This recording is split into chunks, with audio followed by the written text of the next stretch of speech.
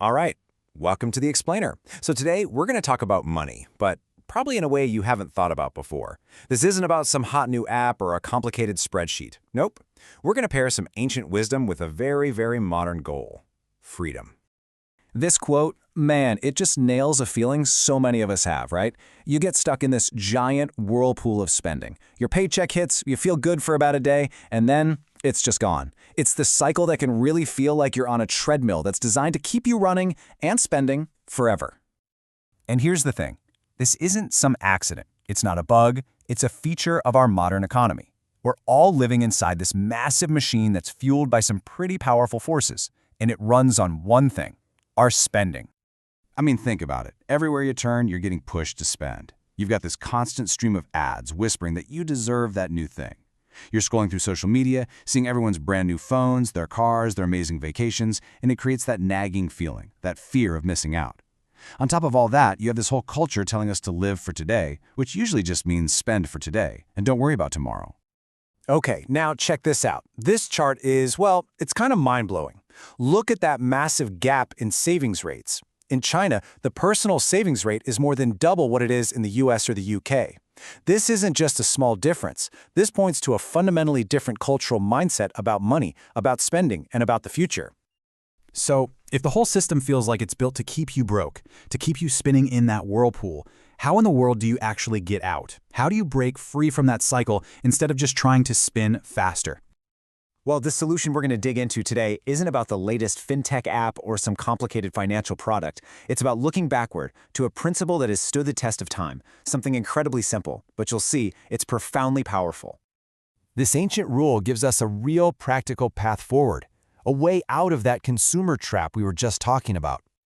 Yeah, you're seeing that right. We are talking about a method that goes all the way back to China's Tang Dynasty. That means this way of thinking about and tracking money is over 1,400 years old.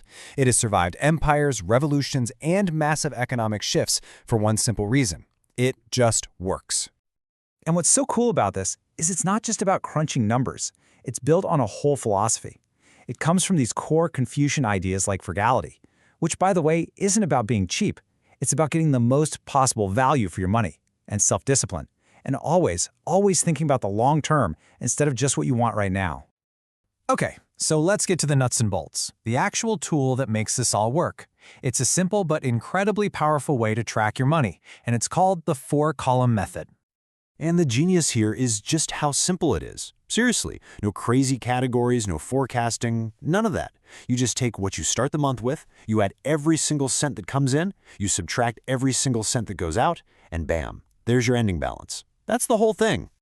And look what happens when you actually put it into practice.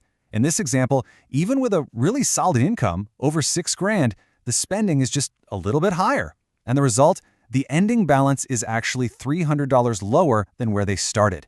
This is what makes the method so powerful. It's brutally honest. You can't lie to yourself when the numbers are this clear.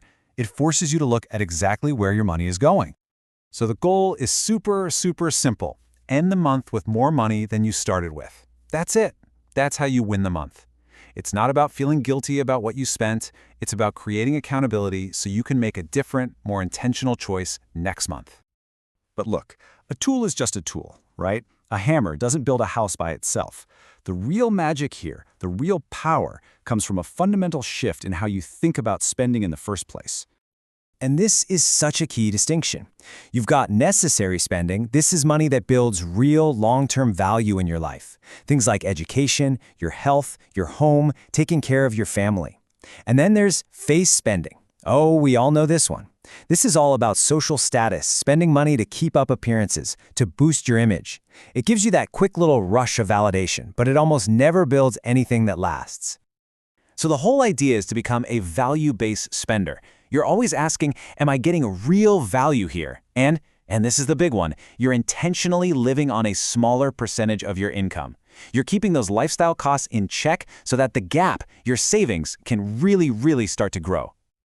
And that brings us to the whole point of this. Why even bother with any of it? It's not about hoarding a big pile of cash just for the sake of it. It's about using that money to buy something that you absolutely cannot find in any store. Just let that one sink in for a second. The scariest thing isn't being broke. It's being so broke that you can't say no.